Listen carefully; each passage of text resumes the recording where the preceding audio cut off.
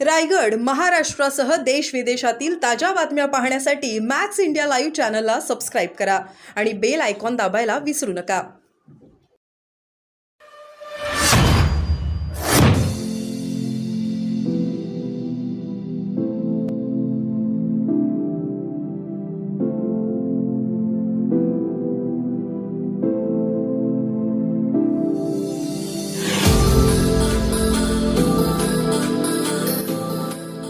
लढत पुण्यामध्ये होणार हा प्रश्न आता सुटलेला आहे. तुमच्यासमोर नारायण राणेंचं आव्हान आहे. आता प्रतिक्रिया काय असणार? देव पावला मला. बरं, म्हणजे तुमच्या ह्या प्रतिक्रियेचा अर्थ काय नेमका? प्रतिक्रियेचा अर्थच असा आहे की देवाची कृपा ज्या विनायक राऊत आहे त्याच्यावर त्याला आता कोणती चिंता राहिलेली नाही आणि देवा धर्माची पर्वा न करता स्वतःच्या स्वार्थासाठी विकासाच्या नावावर मंदिरांवर वरवंटा फिरवायला निघालेल्या नारायण राणेंना समोर आल्यानंतर देव शिक्षा करायची तेवढी करणारच. बरं, मला सांग, सातत्याने तुमच्यावरती वेगळे आरोप होत आहेत. म्हणजे अर्थात उमेदवारी जाहीर नव्हती झाली, पण राणेंनी प्रचार मात्र सुरू केला होता. अगदी भ्रष्टाचाराचे आरोप केले गेले, तुमच्यावर ठेकेदारी मागितली जाते, अशा प्रकारचे आरोप केले गेलेले. त्याला आज काय उत्तर देणार आहे का? निधी देखील खर्च झाला नाही अशा प्रकारचे देत आरोप नाही.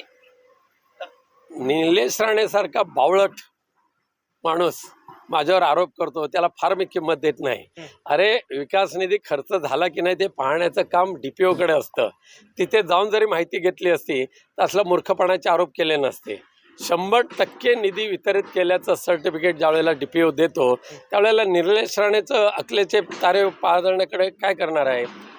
केवळ संपूर्ण आयुष्यामध्ये ज्याचा एक पैशाचा सुद्धा टक्केवारीमध्ये ह्या विनायक राऊतचा संबंध आहे असं निलेश राणे काय किंवा अमित शहानी जरी सिद्ध करून दाखवलं तर ते वाटेल ते मी हरायला तयार आहे.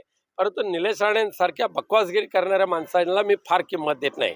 नारायण राणेने करावे आरोप, त्याला उत्तर द्यायला विनायक राऊत सक्षम आहे, कारण बाळासाहेबांचा कडवट शिवसैनिक आहे मी.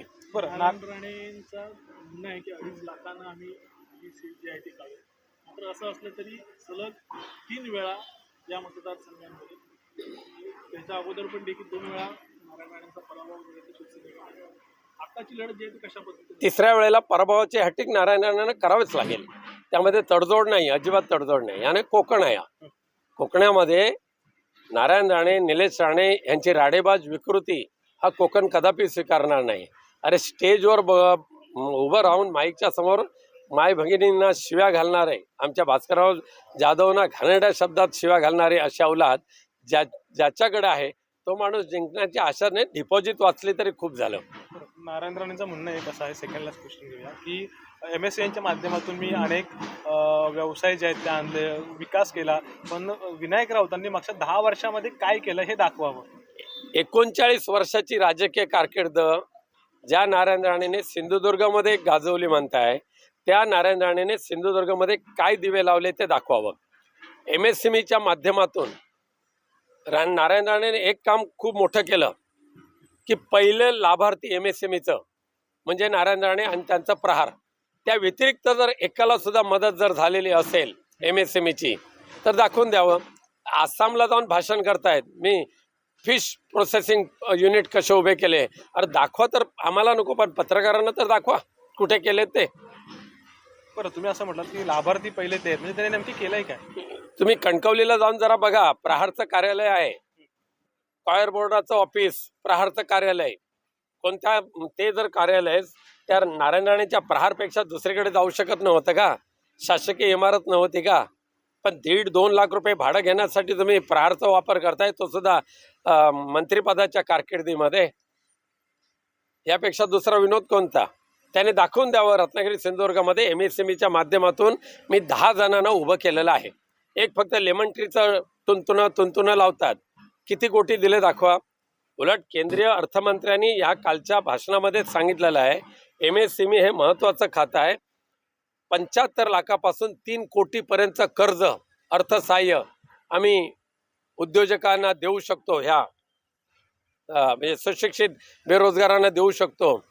काही अर्थच कळलाय नाही त्यांना त्या खात्याचा. बरं, एक शेवटचा प्रश्न, उदय सामंत आणि किरण सामंत यांची प्रेस कॉन्फरन्स तुम्ही बघितली असेल किंवा त्यातले काही ठळक मुद्दे तुम्हाला कळले असतील असं आम्ही गृहीत धरून चालतो. या एकंदरीत म्हणजे तुम्ही सामंतांसोबत काम केलेलं आहे, खांद्याला खांदे लावून तुम्ही पक्ष वाढवण्यासाठी किंवा राजकारणात एकत्र वावरलात. आत्ताच्या घडीला किरण सामंत यांना उमेदवार नाकारली गेलेली आहे. मित्रत्वाचा काही सल्ला या दोघांना असेल का? बघा, आमच्या मालवणी भाषेत एक म्हण आहे, काळकाय नाही होतो घो आणि येताळाक नाही होती बायल. काळकाय नाही होतो घो आणि येताळाक नाही होती बायल. तशा पद्धतीचा जर संगम होत असेल तर आनंदी आहे. पण उदय सामंत आणि किरण सामंतला हे आता कळून चुकलं असेल की शिवसेनेमध्ये असताना माननीय उद्धवजी ठाकरेंनी किती रेड कार्पेट त्यांच्यासाठी टाकलं होतं आणि भाजपमध्ये गेल्यानंतर किती नाकीनऊ आले ते कळलं असेल.